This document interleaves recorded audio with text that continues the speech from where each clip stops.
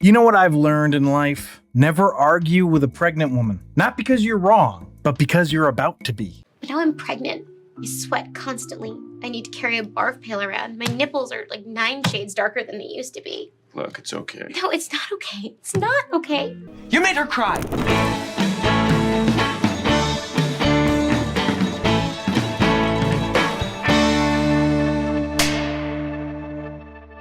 This episode is really about control. Danny thinks he's helping, he's trying to prepare, to fix things, to make sure everything goes right. But what he doesn't understand is that pregnancy isn't something you can manage with a checklist. And on the other side, Mindy knows exactly what she should be doing. She just can't bring herself to do it. So what you end up with is this really relatable dynamic where people are trying to do the right thing and just making it worse for each other. So with that in mind, welcome back to The Rank. I'm John, and today we're going to be ranking the 17th episode of the 3rd season of the Mindy Project, titled Danny Castellano is My Nutritionist, written by Mindy Kaling and Matt Warburton, and directed by Lynn Shelton. But let's find out how this stacks up, starting with the episode overview. We open the episode to find out that Mindy is suffering from the scourge that afflicts many pregnant women. But for her, it's not just morning, it's all day long. She's just puking all the time. Even when poor Morgan is trying to show off his new look, which basically just consists of a bright red fedora. Mindy sees it and just pukes. Danny's gonna reassure Mindy though.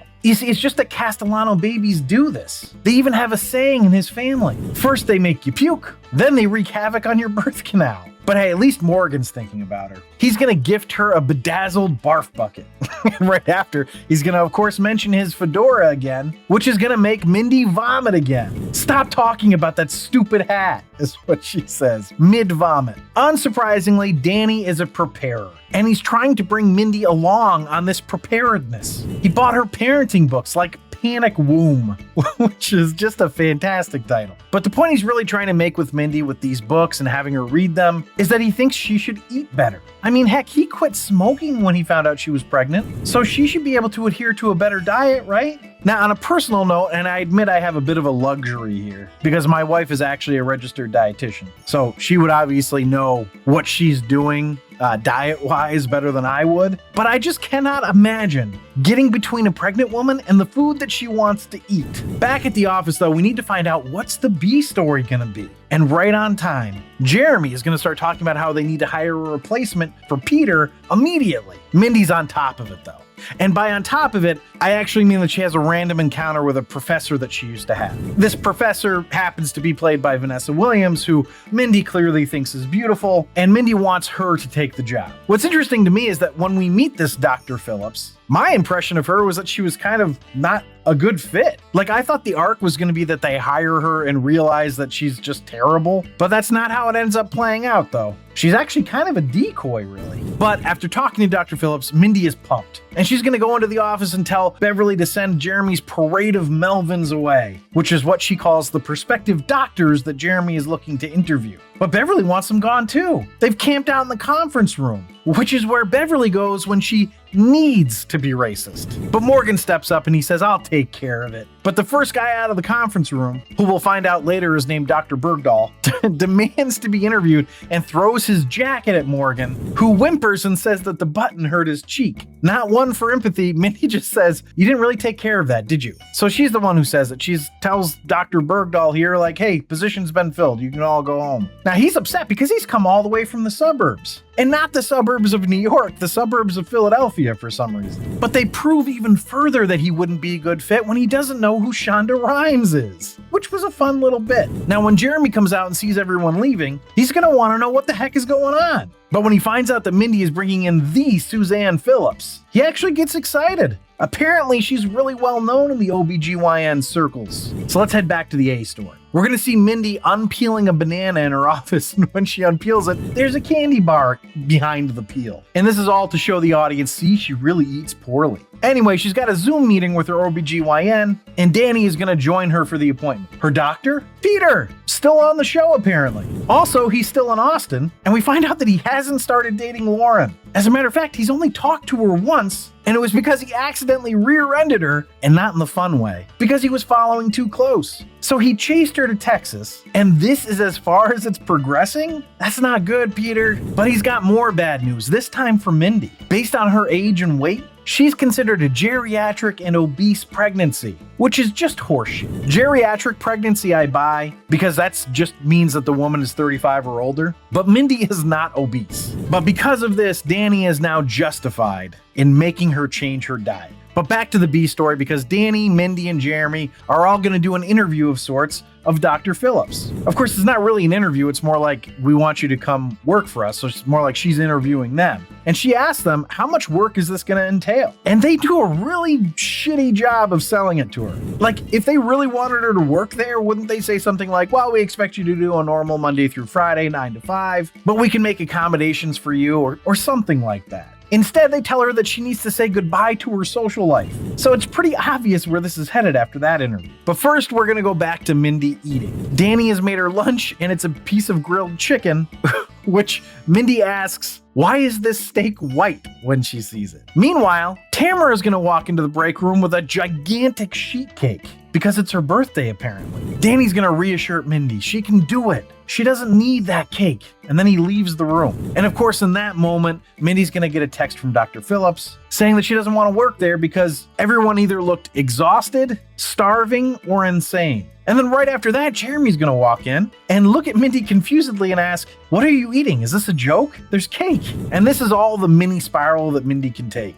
She just starts digging into the cake. I mean, at least she didn't do it straight with her hands. She does have a utensil. And this gets Tamara pretty upset because she wanted to take a selfie with the cake. Now, I know they were being silly here, but I get where Tamara's coming from. It's freaking weird to just dive into somebody else's cake like that. But what Tamara says next is great. She castigates Mindy because she ruined her birthday, and then says she needs to take the rest of the week off. So Danny's gonna come in and see frosting all over Mindy's face, and he's gonna like really lay into her. In front of everybody, he's like, you have no willpower. I mean, he just shits on her. Thankfully, though, he is gonna get a comeuppance when Mindy catches Danny smoking outside. And not just smoking, but chain smoking. And then to add insult to injury, Tamara is gonna shoot Danny in the neck with a BB gun because she mistakes him for a bum. Which also, Tamara, maybe don't shoot bums with BB guns. You know, I get that he might be trespassing, but that seems drastic. But Mindy's gonna rightfully point out that this makes Danny a hypocrite. And Jeremy, who's there as well, is actually upset with him. So into the conference room everybody goes. And Danny is gonna acknowledge his fuck up and then quote Gandhi.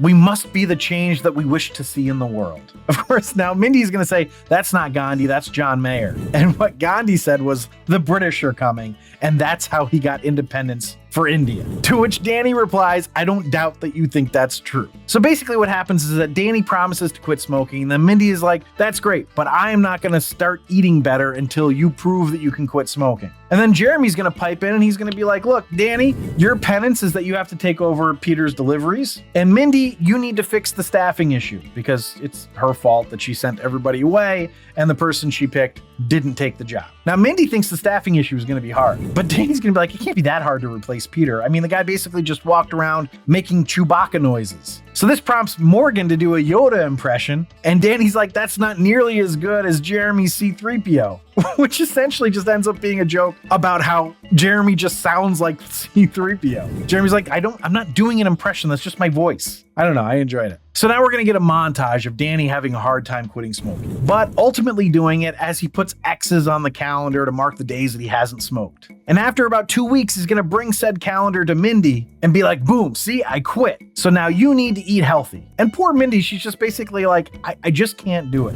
Heck, in this country, we celebrate the grossly overweight and the drastically underweight. It was the whole being in between thing that was the problem. She just needs to get super fat. But as she's going through all this vulnerability with Danny, she needs to vomit. In steps Dr. Bergdahl. He's back. He apparently left his jacket at the office, but he doesn't just want his jacket, he wants to chastise the office, and especially Dr. Lahiri. So he's gonna block her door when she's trying to leave to go puke, and he won't let her out. Now, of course, she's gonna end up puking on him, and this is the part that I don't like. She apologizes to him. Now, I get it, you puke on somebody, you want to apologize, but like, I kind of just wanted to be like, maybe don't physically block people. If you don't do that, maybe you don't get puked on. However, Dr. Bergdahl ends up being really nice about it and even ends up chastising Danny. He thinks it's stress-induced morning sickness, not diet-induced. And he points it out to Danny that he's stressing her the fuck out. And then he's gonna see Danny's calendar and see all the X's on the days and be like, what vice are you trying to give up?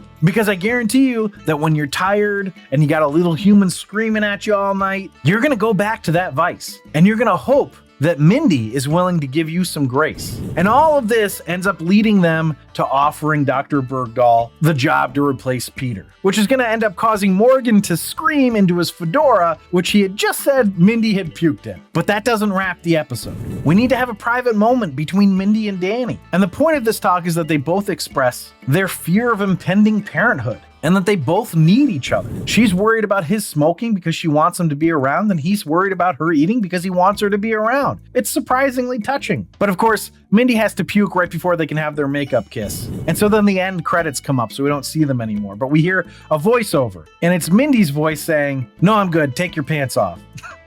And that's how we end the episode. Let's find out how it ranked. Oh, wait.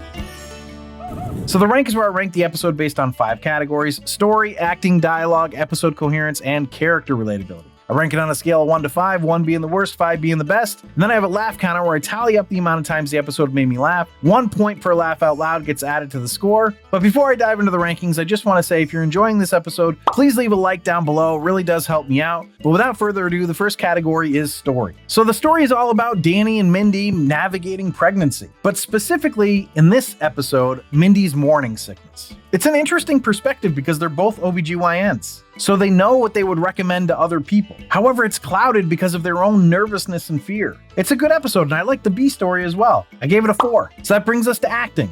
I thought the acting was really good, but it wasn't the best I've seen them do. Chris Messina and Mindy were really good, but it did feel forced at times. So I don't know how to say the guy's name who played Dr. Bergdahl. It's like Dan Bacadol or something like that. Either way, he's always fun as a sort of cantankerous, sarcastic person. So I'm looking forward to seeing him in the show more, though I am sad to see Adam Pally go. Anyway, it was strong, but not great. I gave it a 3.75. So that brings us to dialogue. Fun and engaging. They did a good job of keeping everything interesting while still progressing the pregnancy plot line without moving it too quickly. I gave it a 3.75. And that brings us to episode coherence. It was pretty strong coherence. I didn't really understand the need for Dr. Phillips, but it wasn't that bad of a coherence issue, maybe not even a coherence issue. I just feel like they could have just done some interviews and given some opportunities for people to do some fun, quick, funny moments, but it's not a big deal. All in all, it felt coherent, and it felt coherent with the series as well. I gave it a 4. So that brings us to character relatability. So the underlying feeling here is fear and vulnerability during pregnancy. I think that's extremely relatable. I like that they show that being too close to the situation can cloud your judgment, even for doctors. I gave it a 4.75. So some pretty decent ratings here. Don't need to have a huge laugh counter to keep this in the top 3 tiers, and it had a decent one. It got me 14 times. So that puts the grand total of the episode at a 34.25, which makes it I'd watch it again. As for the series average, it dips just a little bit down to 36.3, which still keeps it as a holy grail. And if you're ranking along with me, drop your score in the comments. But thanks for listening and or watching. Check out my other Mindy Project ranking episodes or any of my other sitcom or movie ranking episodes on this channel. Remember to subscribe, comment, and like. For up-to-date rankings, check out my website at therankpodcast.com, where you can also email me at john@therankpodcast.com. And if you really want to support the show, you can go to our freshly redone Patreon page at patreon.com/therankpodcast. But I will leave you with this. So after finding out she had a geriatric pregnancy, Mindy asked Morgan if she should really have kids after 35. So what did Morgan reply? No, 35 kids is enough. You're not even trying anymore, are you?